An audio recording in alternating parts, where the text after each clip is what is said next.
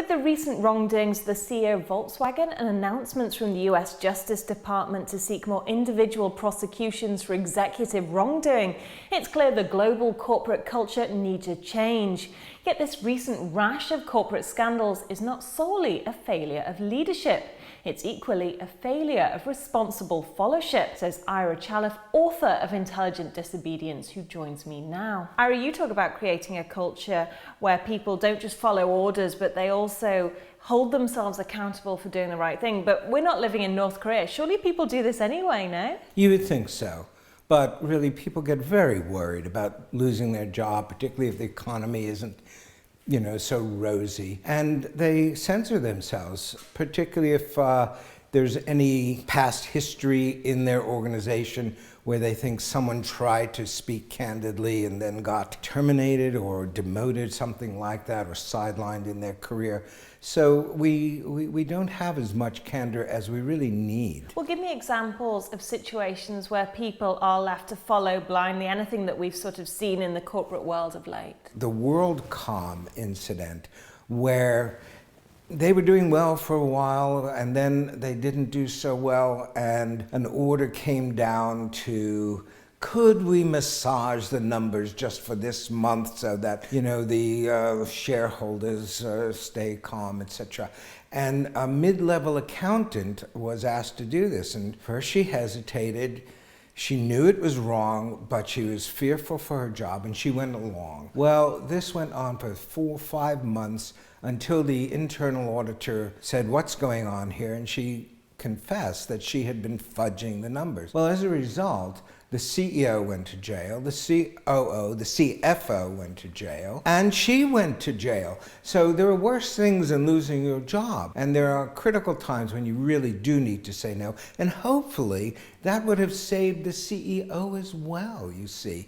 Because if she had said to her manager, "I can't do this, you're going to have to do this yourself," probably that would have gotten them to rethink how to go about that. But does this just apply to sort of big organizations? Because I imagine small and medium-sized companies, people aren't so wary about speaking their mind in this way. The data shows that some of us, about a third of us, will speak up, but about 2/3 of us won't, even when we're very uncomfortable about following the order.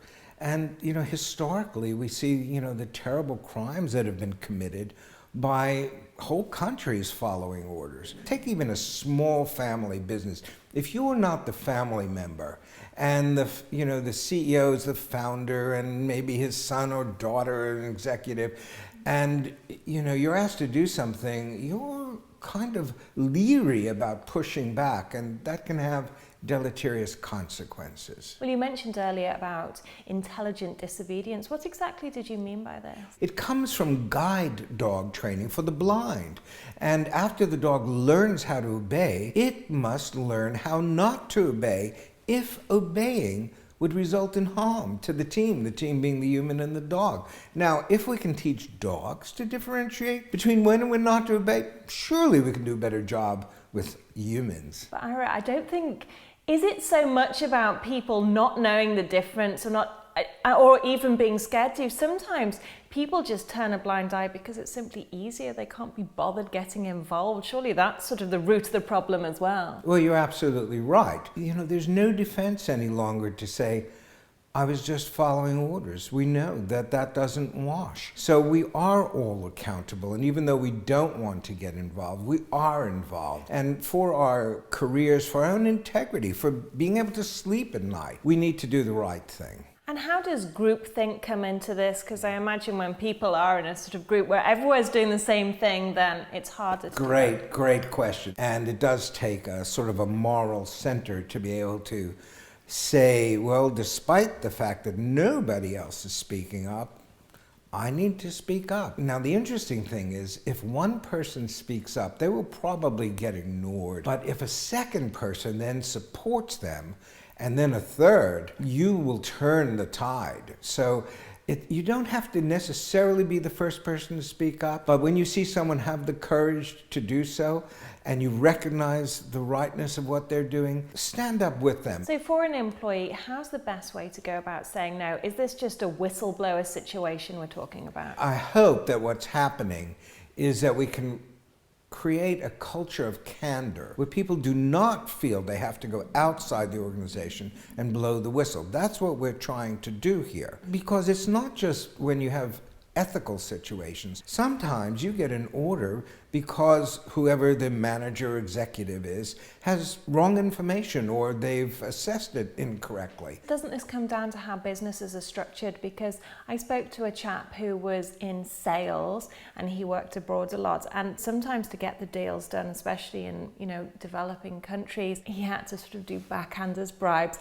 And of course, if the company was asked, they'd say, no, we don't agree with that. But the way they incentivized him in terms of profits, they were encouraging him to do that, even though saying no. So there are a lot of mixed messages out there. You're absolutely right.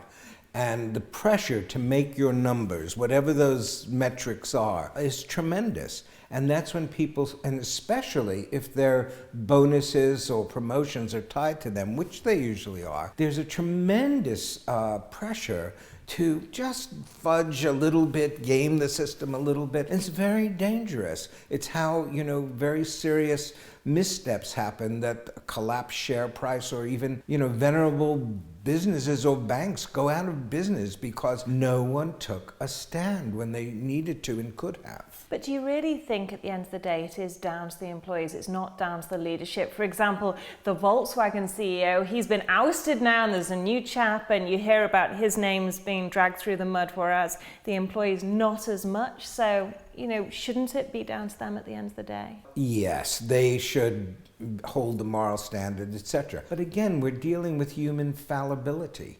Lord Acton said that power tends to corrupt. It doesn't always corrupt, but it tends to corrupt. And therefore, when you become very senior, you become far too sure of yourself, and that's dangerous. And you need people around you who will speak truth to power, tell the emperor he has no clothes. So we just can't absolve ourselves of responsibility simply because we're lower in the organization.